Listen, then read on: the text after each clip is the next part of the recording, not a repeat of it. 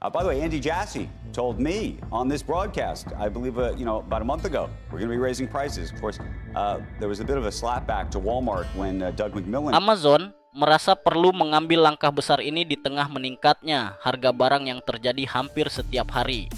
Baru-baru ini muncul laporan tentang percakapan telepon antara Presiden Amerika dan Jeff Bezos, pendiri Amazon, yang menjadi sorotan publik. Dari sudut pandang konsumen, mungkin langkah ini tidak terasa terlalu buruk. Saat saya mengakses situs Amazon, mereka masih transparan.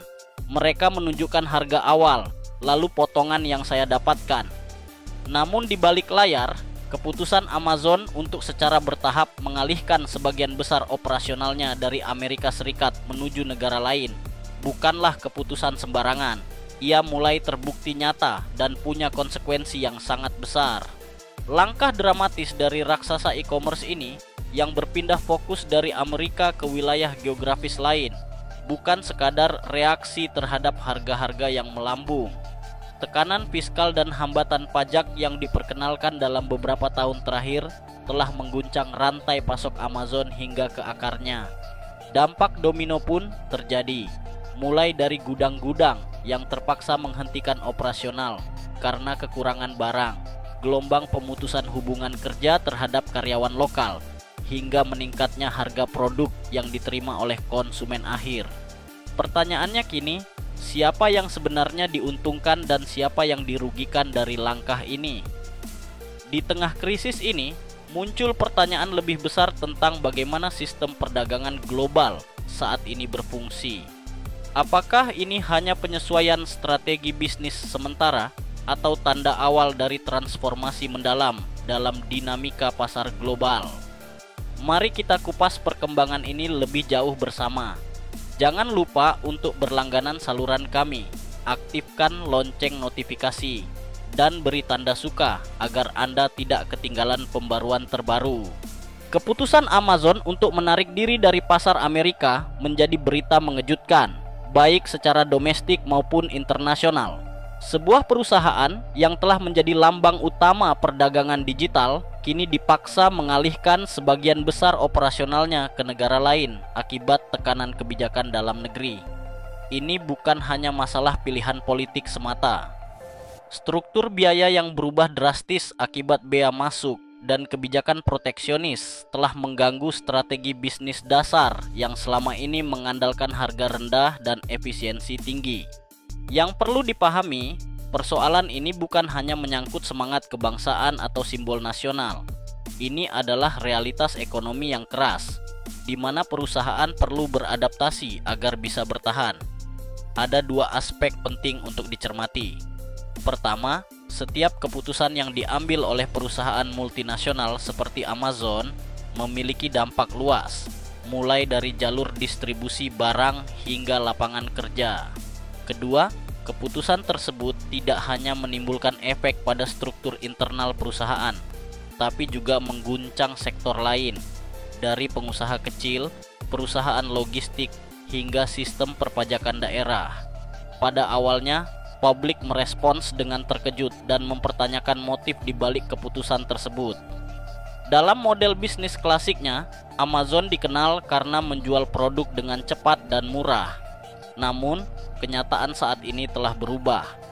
Kenaikan bea impor dan kompleksitas dalam logistik membuat model tersebut semakin sulit diterapkan. Perusahaan kini harus membayar lebih untuk setiap unit barang yang mereka masukkan ke Amerika. Biaya transportasi meningkat, suku cadang terkena tarif tinggi, dan struktur operasional mereka terganggu secara menyeluruh. Sebagai akibatnya, pengecer yang sebelumnya mengandalkan margin keuntungan tipis kini menghadapi tekanan biaya yang luar biasa besar. Data beberapa bulan terakhir mendukung hal ini. Jumlah kontainer yang dibongkar Amazon di pelabuhan-pelabuhan Amerika menunjukkan penurunan tajam. Banyak pesanan telah dibatalkan atau dialihkan melalui jalur alternatif di luar negeri. Beberapa mitra penjual dari Asia, terutama dari Tiongkok, bahkan memutuskan menghentikan pengiriman produk ke Amerika. Akibatnya, harga barang melonjak dan konsumen pun terkena imbas langsung. Dalam kondisi seperti ini, para petinggi Amazon menyimpulkan bahwa ketidakpastian yang terus-menerus tidak dapat dikelola sendiri. Bagi perusahaan global, fleksibilitas geografis menjadi senjata strategis. Tidak ada gunanya menjadi besar jika tidak bisa berpindah mengikuti kondisi terbaik. Tapi apa sebenarnya yang mendorong perubahan besar ini?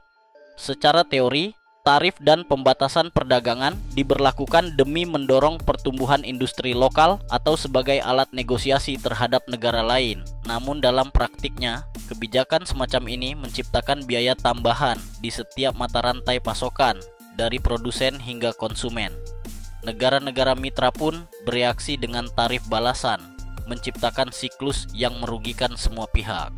Amazon yang dikenal karena menawarkan harga kompetitif, kini menghadapi dilema besar.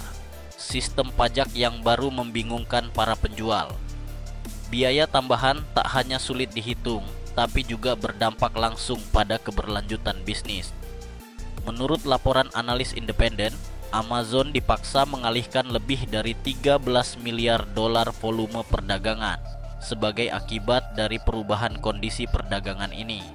Ini bukan sekadar penyesuaian kecil, tetapi pengalihan besar-besaran yang membongkar fondasi ekosistem logistik dan penjualan di Amerika.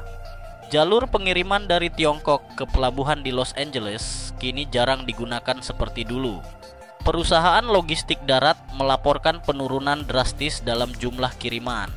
Jaringan truk yang sebelumnya menangani jutaan paket kini bekerja di bawah kapasitas. Beberapa operator bahkan bersiap menghadapi gelombang PHK massal. Salah satu kelompok yang paling terdampak adalah para penjual kecil yang mengimpor produk bernilai rendah. Barang-barang seperti aksesoris, perangkat kecil, atau pakaian kini dibebani pajak tinggi, sehingga kehilangan daya saing atau hilang sama sekali dari pasar. Singkatnya, langkah Amazon untuk mulai meninggalkan Amerika bukan hanya respons terhadap tekanan fiskal, melainkan cerminan dari tantangan struktural yang lebih besar. Ini membuka diskusi penting tentang arah masa depan perdagangan global, daya saing nasional, dan bagaimana dunia usaha merespons perubahan besar dalam lanskap kebijakan internasional. Kita sedang menyaksikan bukan sekadar pergeseran logistik, tetapi mungkin juga awal dari era ekonomi baru. Sekilas, kondisi ini tampak seperti kesempatan emas bagi produsen dalam negeri untuk menguasai pasar tanpa persaingan berarti. Namun realitasnya jauh lebih kompleks. Fasilitas produksi domestik belum mampu dengan cepat melakukan transformasi skala besar untuk menghasilkan produk dengan harga bersaing. Ditambah lagi, hambatan serupa juga terjadi pada akses terhadap bahan baku, membuat proses produksi lokal tetap terkendala biaya. Dengan demikian, saat ini belum ada pihak yang benar-benar keluar sebagai pemenang. Reaksi dari Gedung Putih juga menjadi perhatian publik. Presiden Donald Trump secara terbuka menyalahkan Amazon, menuding perusahaan tersebut seharusnya tetap beroperasi di tanah Amerika tanpa membebani konsumen melalui lonjakan harga akibat pajak tambahan. Namun, dari pihak perusahaan, hal itu dianggap mustahil. Seorang eksekutif menyatakan, "Model bisnis kami berjalan dengan margin keuntungan yang sangat tipis. Pengenaan pajak tambahan akan mengacaukan seluruh sistem operasional kami." Meskipun mendapat tekanan dari pemerintah, Amazon tetap teguh pada keputusannya, menciptakan dilema antara menyesuaikan harga atau membatasi persaingan dengan produk asing. Ketegangan antara pemerintahan Trump dan Amazon tampaknya menjadi tak terhindarkan. Dalam konteks ini, isu manajemen rantai pasokan menjadi sorotan. Amazon mulai mengalihkan strategi logistiknya ke berbagai negara seperti Vietnam, India, dan Meksiko. Sistem yang sebelumnya bergantung penuh pada produksi Cina untuk pasar Amerika, kini mulai bereksperimen dengan kombinasi baru. Gudang dan pusat distribusi mulai bermunculan di Meksiko, dan beberapa produk bahkan dikirim dari negara tersebut agar dapat memasuki pasar Amerika tanpa dikenakan bea masuk besar. Manuver ini mungkin tak mudah dilihat oleh konsumen biasa, namun krusial untuk menjaga kelangsungan operasional perusahaan. Di kawasan pedesaan Amerika, dampak perubahan ini belum langsung terasa. Tetapi ketika Amazon memutuskan menutup pusat distribusi atau fasilitas pengiriman lokal, konsekuensi kehilangan pekerjaan diperkirakan sangat besar, terutama untuk sektor dengan upah rendah seperti pengemasan dan logistik. Walau Amazon menyatakan masih akan mempertahankan kehadirannya di beberapa wilayah, rencana ekspansi agresif seperti membangun pusat pemenuhan mikro di setiap kota kini telah ditinggalkan. Sebagai gantinya, perusahaan memilih model pusat distribusi besar yang lebih sedikit. Hal ini dipicu oleh kenaikan biaya yang drastis akibat kebijakan perdagangan baru. Situasi serupa juga terlihat di pelabuhan-pelabuhan utama Amerika. Kontainer kosong menjadi pemandangan yang kian umum di pelabuhan seperti Los Angeles dan Long Beach. Perusahaan pengiriman melaporkan bahwa permintaan dari Amazon yang sebelumnya menjadi tulang punggung operasional mereka kini menurun hingga 30%.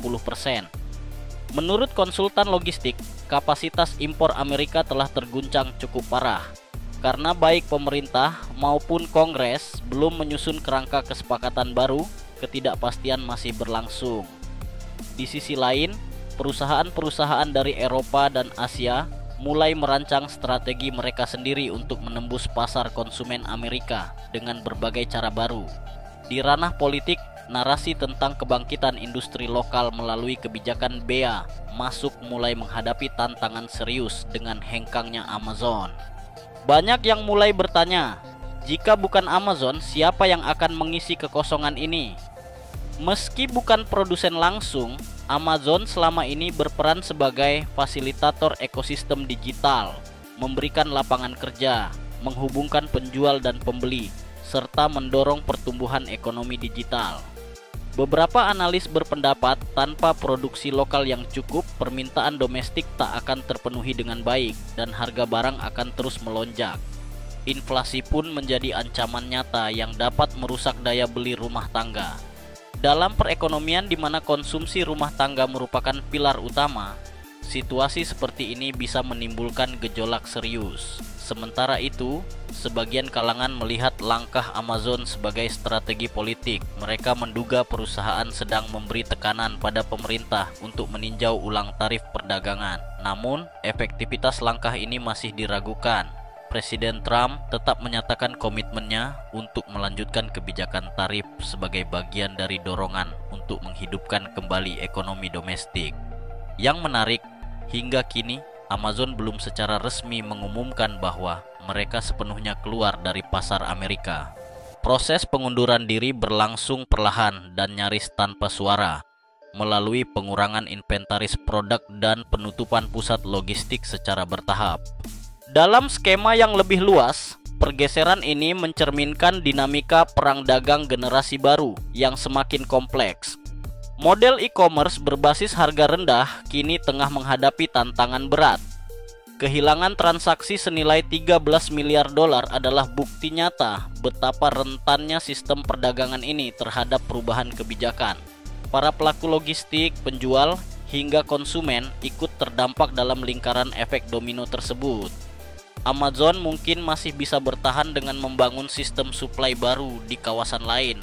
Namun bagaimana dengan para mitra bisnis kecil yang terpaksa menutup pintu di wilayah pedalaman Amerika? Di sini muncul paradoks besar.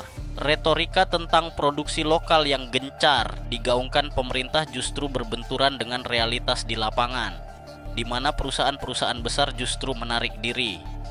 Kontradiksi semacam ini dapat memicu ketidakpuasan sosial yang signifikan, terutama menjelang pemilu mendatang. Singkatnya, perang dagang bukan lagi konsep abstrak. Ini adalah kenyataan yang kini berdampak langsung pada neraca perdagangan dan kehidupan sehari-hari. Amazon sedang mencoba menyeimbangkan ulang strateginya, tetapi biaya besar telah ditanggung. Yang lebih penting, fenomena ini tidak hanya menimpa Amazon. Retail besar seperti Walmart, Target, Best Buy, hingga perusahaan teknologi lain juga tengah menyusun ulang rantai pasok global mereka. Tatanan perdagangan yang selama ini dianggap stabil kini mulai berubah arah akibat tekanan tarif yang berkelanjutan.